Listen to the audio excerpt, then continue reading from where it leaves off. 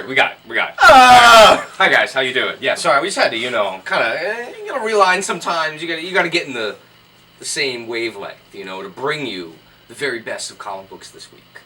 Which we always do, but sometimes it's a little more in your face than others. I thought we were gonna have help this week. I had a whole three-way intro prepared, and I don't know how to go off script. I'm sorry. He even wrote it down. He's studying his little notes beforehand. You can't see it, but it's all over the inside of my arms here. It's 5 pages long, man. Alright, well, you know what, we're going to skip that, and you're probably better off for it. And we're just going to start with Morgan's first book, because it's kind of a big Image release here. Sure, why not? Yeah. Probably my favorite writer at Image these days is still Rick Remender, who was my favorite writer at Image 3 years ago. So that says something for his consistency. Right. He's got a new book with longtime collaborator Jerome Pena out, 7 to Eternity, #1, which, because this is 2016, the year of the elevator pitch mashup, is the Magnificent Seven versus Demon Aliens. That's the short pitch? I'm pretty sure. Alright. Yeah, so it's this sort of Western-tinged sci-fi stuff with then these really awesome alien conqueror characters who are taking the best elements of the stuff they did with Ticini on Low, that kind of design, combined with Jerome Pena's work on the early Avengers stuff with Jonathan Hickman and the kind of Uncanny X-Force designs he was doing. It's all that stuff really taking to its logical conclusion here, with those things overrunning the world and these beaten down awesome biotech wielding humans trying to keep their culture alive. And you got this awesome old dude who unfortunately dies within the first 5 pages. But he's got this glowing eye, this glowing psychic eye, and these sweet swords. Yeah, man, he died in the preview pages they put out. It was messed up. But this looks to be a really cool series. Wow. Alright, and from IDW this week, another big crossover featuring a great cover by Tradd Moore. This is The Revolution. Cullen Bunn and John Barber are writing with Fico Osio, who I've never seen before, basically bringing you the greatest action figure crossover the 1980s have ever seen. Yes, it is 2016. That was Transformers versus G.I. Joe. No, see, that's that old stuff. Now you get Transformers, G.I. Joe, ROM, and Action Man. The kids you gotta double it now. Wow, Action Man, my favorite! Man. That's right. The kids are going to go crazy for Action IDW didn't pay me to say that, I swear. Not at all. But yeah, they'll be tying in across this month, or next month, over the couple of weeks with G.I. Joe ROM and Transformers, and this week sees the ROM release. And this has been quite popular. Nostalgia's been running really high. People have been digging the ROM. So if you're curious and want to get, deeper into the ROM cosmos and the world of the ROM and the Revolution, you could do the Revolution ROM. ROM Revolution. That's right. Yeah, and be on the lookout for the G.I. Joe one-shot by Yanni Milo Noyani. One of our It's going to be favorites. so awesome. And I'm going to jump over to DC here for another big #1, because what else is there besides #1s?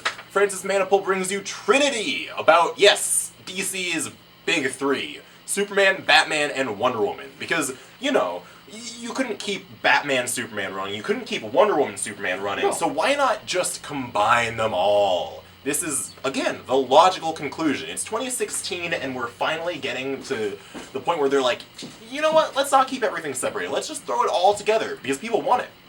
And I, for one, am totally okay with that. Especially when you have someone like Francis Manapul writing and drawing this book, with these gorgeous watercolors, and really a kind of low-key first issue for such a power-packed title. I thought so too. Yeah, it sees the Trinity gathering on the Kent farm for a nice little dinner party.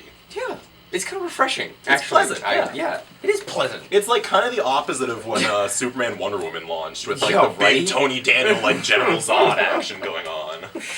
And a quick one here from Image. Wicked and Divine is releasing its first special. Right? Yeah. Yeah. Supposedly not going to be collected anytime soon. Supposedly those are internet rumblings. Don't believe me if I'm wrong. But if I was right, then I told you so. And you should have bought it when it was here, not when you come in 2 months and ask for it. And you're like, where is it? So come in and get it. Kieran Gillen, Stephanie Hans, and Clayton Cowles bring you once again another edition of The Wicked and the Divine. I was gonna say, what? No Matt Wilson? I'm like, oh right, Stephanie Hans is one of those digital painter types. Yeah, she does it all. Y'all. And over at Marvel, we finally have the 5th issue of Civil War II.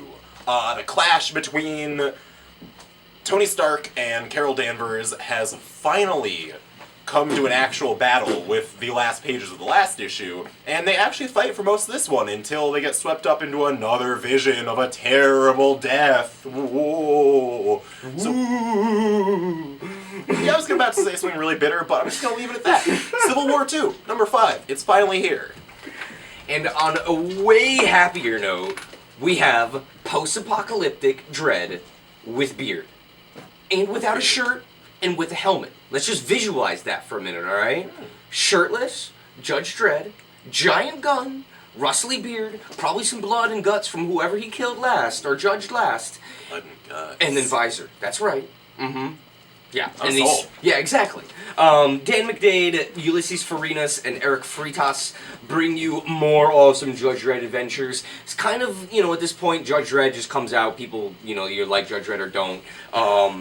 But, you need to get on some Judge Dredd. This is some serious Wasteland stuff. He's been pretty much out in the Wasteland this whole time. Dan McDade does awesome, dirty, grimy, nasty art. Yeah, it's so much closer to like the feel of the actual 2000 AD it stuff really than a lot is. of the American Dredd that comes out. Yeah, Ryan Hill's doing great colors on this. Highly recommended. I mean, even if you just pick up this issue as for fun, I mean, it's just Judge Dredd. Don't worry about it.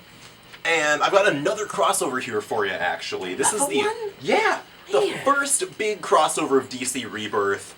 This is actually the first 2 chapters of it. DC is somehow managing to put out, like, in the first week of their first crossover, 2 whole issues. 1 whole third of the crossover right there, whereas Marvel's like, okay, we're like 6 months into this crossover with 5 issues out. Yeah, whatever. I bring you Batman Night of the Monster Men. This is parts 1 in Batman number 7 and part 2 in Nightwing number 5 of a 6-part event written by Steve Orlando with consulting by the entire Bat writing team. That's a lot of people. This is gonna go through Detective Comics as well with pretty much 2 issues every week, I feel like. This sees the classic Monster Men from Batman number 1, Hugo Strange's big Frankenstein-y looking henchman, reimagined by Riley Rossmo as more of a kaiju flavor. Yeah. They got the all the swelling pus going on that Rossmo loves to put in everything. There's a big spider lady. There's this giant, horrifying horse dragon thing with 3 heads that I'm pretty sure is supposed to be a reference to the Terrible Trio for another classic Batman villain right there. I know you know who I'm talking about. Getting the deep cut on that one, sir. That's looking to be real good there. Cool. And speaking of things that burn deep like acid on your flesh, aliens. Again, that's right, more Aliens comics. Thankfully, though, this time they're a hell of a lot better than the last time they came out. Dan Abnett and local artist Moritat bring you the story of another highly unfortunate group of mercenaries that are going to die horribly at the hands of these vicious killers. Every time. I'm really not going to say anything else other than I love the art on this. Moritat's great. It's kind of... it's really readable. It's really fun. You kind of burn through it, and there are Marines with big guns and nasty aliens. I mean, what more do you want from an Aliens comic? Alright, and wow. That's everything. That's all my comics. Man, alright, well, I'm going to have to pick up the slack here with something I never really thought that I'd get. We're always talking about manga, but how it needs to be bigger. And, sometimes you could argue that the smaller size is better. Not when you're talking about BLAM! Blam? Blam! That's right. That's apparently how you really say it in Japan. Really? We Americans just say blame. Apparently. I think Blam is a way better title, though. Exactly. That's pretty amazing. Yeah, so it's supposed to be like the gunshot to your head, like blam! It's like, hey man, did you read blam? Like, whoa!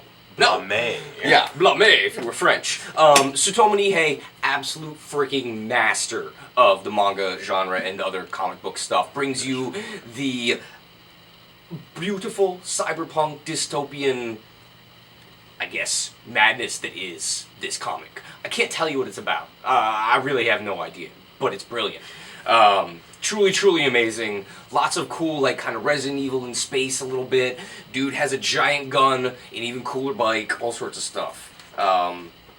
Not as many bears in this as Biomega. Unfortunately. There's still a bear, isn't there? There's still a bear, just not, There's usually a bear. Yeah, Tsutomu Nihei loves his bears. Anyway, big manga. You need to buy it. That's right. And with that, we're going to leave you with our smiling faces. Bye.